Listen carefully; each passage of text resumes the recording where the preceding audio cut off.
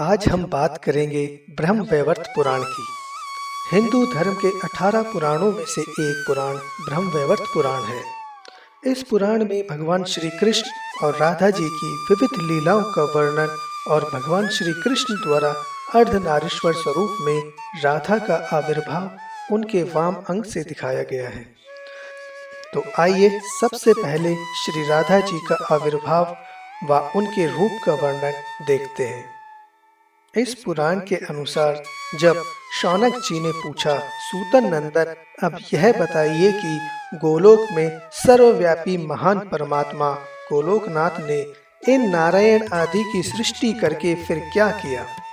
इस विषय का विस्तार पूर्वक वर्णन करने की कृपा करें। इस पुराण के अनुसार श्री कृष्ण अत्यंत कमनीय सुरमय रास मंडल में गए। वहां जाकर जगदीश्वर श्री कृष्ण सबके साथ उन मंडपों में ठहरे। मुनिश्रेष्ठ उस रास मंडल का दर्शन करके वे सब लोग आश्चर्य से चकित हो उठे। वहां श्री कृष्ण के वामवर्त से एक कन्या प्रकट हुई। उसके अंग अत्यंत कोमल थे, वह मनोहारिणी और सुंदरियों में भी सुंदर थी। उसके सुंदर एवं अरुण ओष्ठ और अधर अपनी लालिमा से बंधु जीव पुष्प की शोभा को पराजित कर रहे थे। मनोहर तंतु पंक्ति मोतियों की श्रेणी को तिरस्कृत करती थी। वह सुंदरी किशोरी बड़ी मनोहर थी। उसका सुंदर मुख शरद पूर्णिमा के कोटि चंद्रों की शोभा को छीने लेता था। सीमांत भाग बड़ा मनोहर था। नेत्र शरद काल के प्रफुल्ल कमलों के समान अत्यंत सुंदर दिखाई देती थी। उसकी मनोहर नासिका के सामने पक्षी राज गरुड़ की नोकीली चोंच भी जैसे हार मान चुकी थी।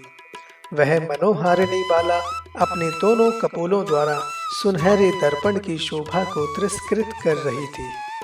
रत्नों के आभूषणों से विभूषित दोनों कान बड़े सुंदर लगते थे।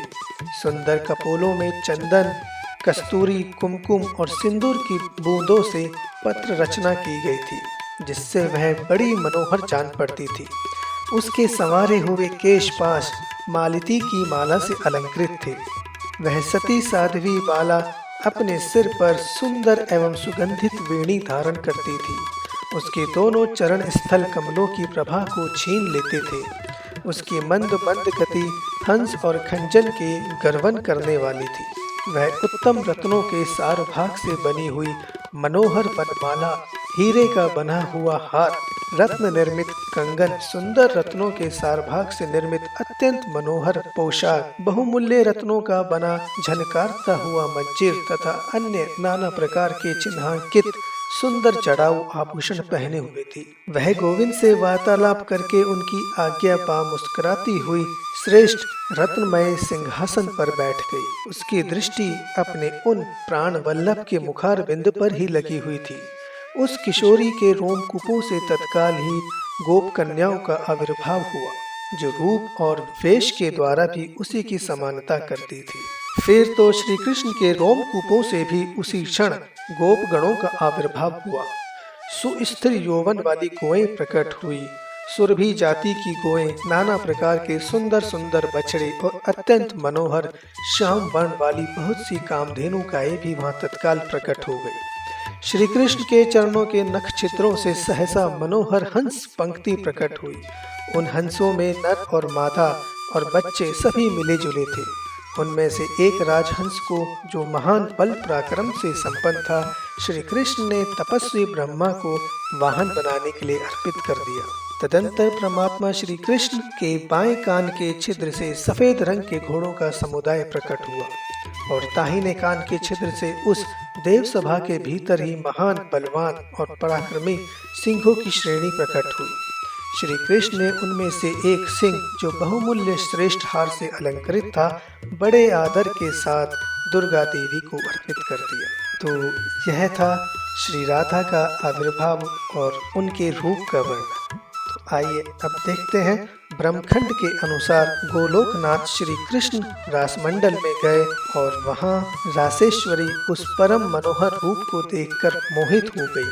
वे प्रेम और प्रसन्नता के साथ अपने लोचन चकोरों के द्वारा उनके मुख चंद्र की सुधा का पान करने लगी। उनकी पलकें नहीं गिरती थी। मन में प्रेम विहार की लालसा जाग उठी। उस समय राधा का सर्वांग पुलकित हो उठा।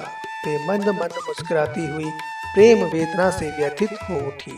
तब तिरछी चितवन से अपनी ओर देखती हुई मुस्कुराते मुखारविंद वाली श्री राधा से वहां श्री हरि ने इस प्रकार कहा। श्री कृष्ण बोले, राधे, गोलोक में देवमंडली के भीतर जो वृतांत घटित हुआ था उसका तुम्हें स्मरण तो है ना? प्रिय, पूर्व काल में मैंने जो कुछ स्वीकार किया है उसे आज पूर्ण करूंगा। सुमुखी राधे, तुम मेरे लिए प्राणों से भी बढ़कर प्रियतमा हो।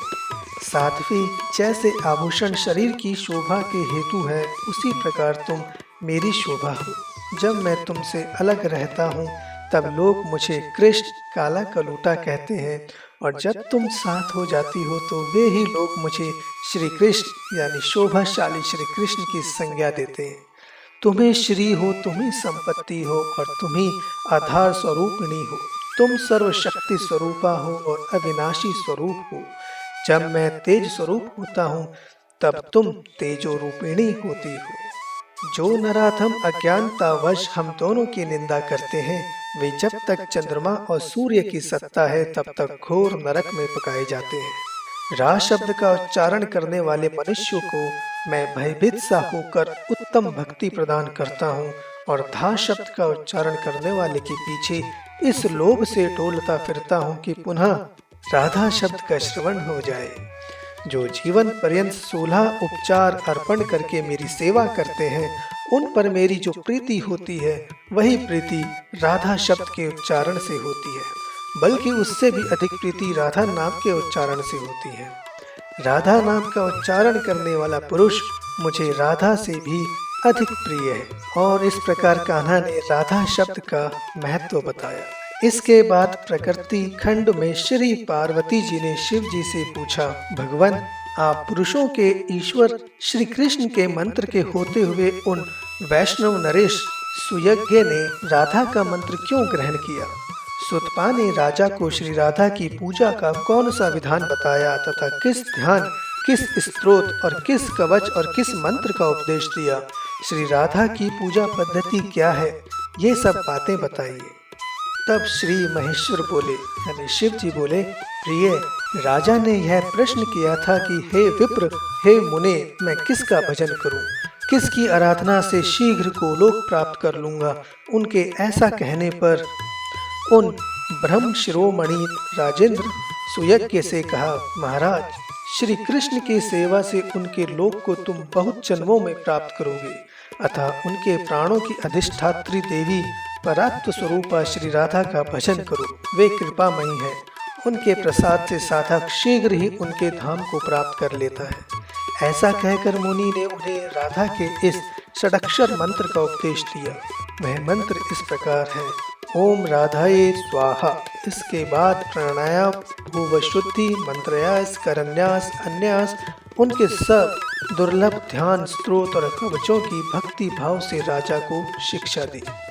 फिर श्री कृष्ण जन्म खंड में वृंदा और वृंदावन के बारे में बताया। भगवान नारायण बोले, नारद, पहले सतयुग की बात है। राजा केदार 7 द्वीपों के अधिपति थे। वे सदा सत्य धर्म में तत्पर रहते थे।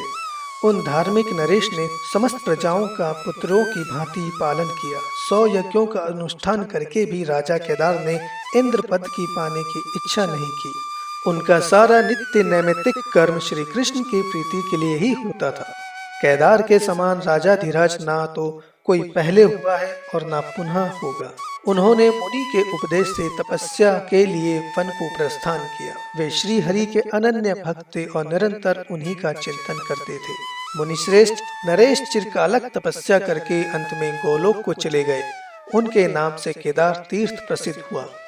उनकी कन्या का नाम वृंदा था, जो लक्ष्मी जी की अंश थी। उसने योग शास्त्र में निपुण होने के कारण किसी को अपना पुरुष नहीं बनाया था। दुर्वासा ने उसे परम दुर्लभ श्री हरि का मंत्र दिया। वह घर छोड़कर तपस्या के लिए वन में चली गई। उसने 60,000 वर्षों तक निर्जन वन में तपस्या की। तब उसके सामने भक्त वत्सल भगवान श्री कृष्ण प्रकट हुए। उन्होंने प्रसन्न मुख से कहा, देवी, तुम कोई वर मांगो। वह सुंदर विग्रह वाले शांत स्वरूप राधिका को देखकर सहसा बोल उठी, तुम मेरे पति हो जाओ। उन्होंने तथास्तु कहकर उसकी प्रार्थना स्वीकार कर ली। वह कौतूहलवश श्री कृष्ण के साथ गोलोक में गई और वहां राधा के समान श्रेष्ठ सौभाग्यशालिनी गोपी हुई। वृंदा ने जहां तप किया था उस स्थान का नाम वृंदावन हुआ। अब मैं तुमसे दूसरा उत्कृष्ट हेतु बता रहा हूँ, जिसने भारतवर्ष का यह पुण्य क्षेत्र वृंदावन के नाम से प्रसिद्ध हुआ। राधा के 16 नामों में से एक वृंदा नाम भी है, जो श्रुतियों में सुनाया गया है। उन वृंदा नाम धारणी राधा का यह रमणीय क्रीड़ावन है, इसलिए इसे वृंदावन कहा गया है। पूर्व काल में श्री कृष्ण ने श्री राधा की प्रीति के लिए गोलोक में वृंदावन का निर्माण किया था। फिर भूतल पर उनकी क्रीड़ा के लिए प्रकट हुआ वह वन उस प्राचीन नाम से ही वृंदावन कहलाने लगा। राधिका के 16 नाम कौन कौन से हैं? श्री नारायण ने कहा, राधा, रासेश्वरी, रासवासिनी, रसिकेश्वरी, कृष्ण प्राणाधिका, कृष्ण प्रिया, कृष्ण स्वरूपी, कृष्ण वाम संभूता, परमानंद रूपिणी, कृष्णा, वृंदावनी, वृंदा, वृंदावन विनोदिनी, चंद्रावली, चंद्रकांता और शरक्ष प्रधानता। ये सारभूत 16 नाम उन सहस्त्र नामों के ही अंतर्गत है। राधा शब्दों में धा का अर्थ है ससिद्धि यानी निर्वाण तथा रा दानवाचक है। जो स्वयं निर्वाण यानी मोक्ष प्रदान करने वाली है वो राधा कही गई है। रासेश्वरी ये पत्नी है, इसलिए इनका नाम रासेश्वरी है। तो ये कुछ बातें इस पुराण में कही गई थी। अगर आपको यह वीडियो अच्छा लगे तो कृपया इस वीडियो को लाइक एंड शेयर करें और सबके साथ इस वीडियो को साझा करें। धन्यवाद। श्री राधे राधे। जय हिंद, जय भारत।